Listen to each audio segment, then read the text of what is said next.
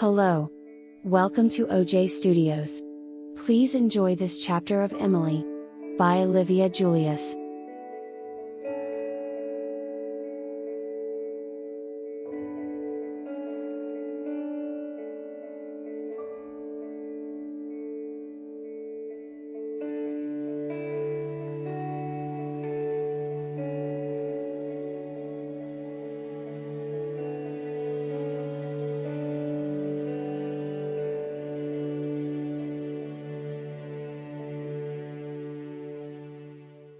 You got to be kidding me! Rhea hissed loudly. I looked at Rhea, everyone looked and watched Rhea. Seriously, she gets to be Easter Princess? Rhea made her way to the front of the stage. That's who the judges picked, the mayor said, letting Rhea see the card. The writing was so big that even I could see it from where I was. Why? What makes her so much better than I am? Rhea asked. I am the prettiest here, I'm the richest, the most popular, and I know that all of you have been to my mother's clinic. Rhea said the last part while pointing over to the judges. One of the judges stood up.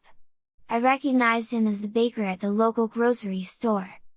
You want to know why you didn't get Easter Princess this year? He asked. This isn't a beauty contest, nor is it a popularity contest. Do you want to know what set Brittany and Amanda apart? I looked over to Rhea, who stood there motionless. I wonder if even she could believe that she just ran out in front of everyone to complain.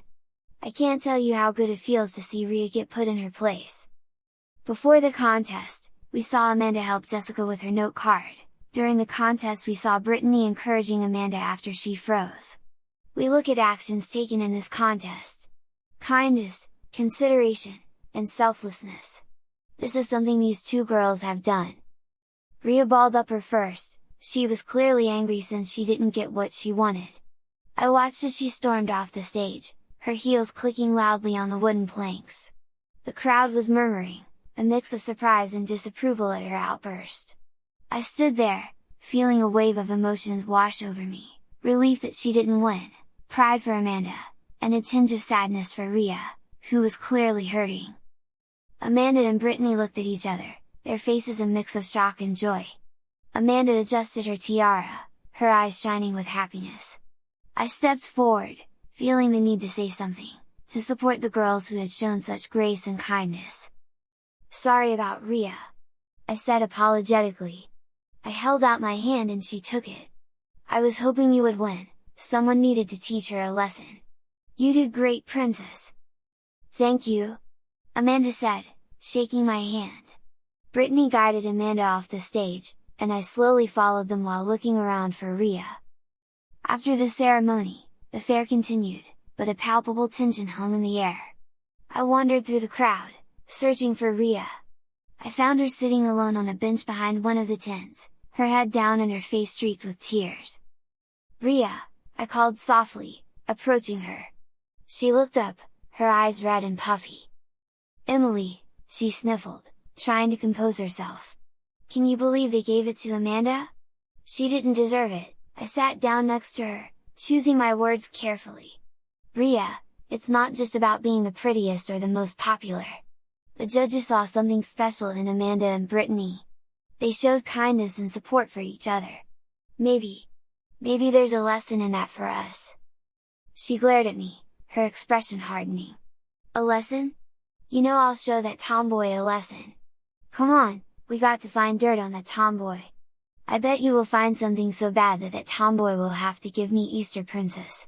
She marched off without me being able to say anything. We both went into a changing room that was set up outside edge of the fair.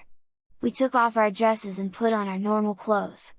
I wore a red t-shirt with a pair of pants. I'm glad my mother's told me to wear something other than a skirt to ride the rides.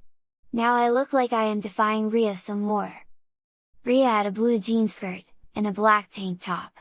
When she looked at me, I expected her to say something about how I look like a tomboy too, or how I need to wear something prettier, but she didn't. Her rage was more focused on Amanda.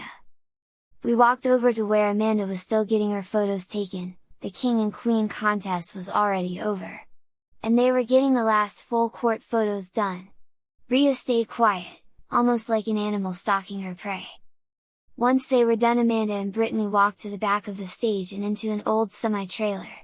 Rhea got up and I followed her, worried about what she was going to do. We waited for a few minutes before the door opened again and Brittany and Amanda ran out, now wearing normal clothes. "Come on!" Rhea hissed. I reluctantly followed her up the stairs and into the semi-trailer. Inside was a small office. Rhea looked around and for a moment I thought she was going to give up and leave. Instead something caught her eye. A book bag, and on that book bag it said A. Trenton on the outside. Rhea picked it up and opened it. She pulled out the tights and the heels that Amanda had worn for the contest, confirming that this bag was hers. Rhea then pulled out books, and notebooks. And then she pulled out a small card. She turned it over kind of dismissively. But then stopped. Her face lit up and I recognized that grin of hers. "What is it?" I asked nervously. "Well," Rhea said, putting her hand on her hips, "I guess Little Miss Tomboy is really a boy after all."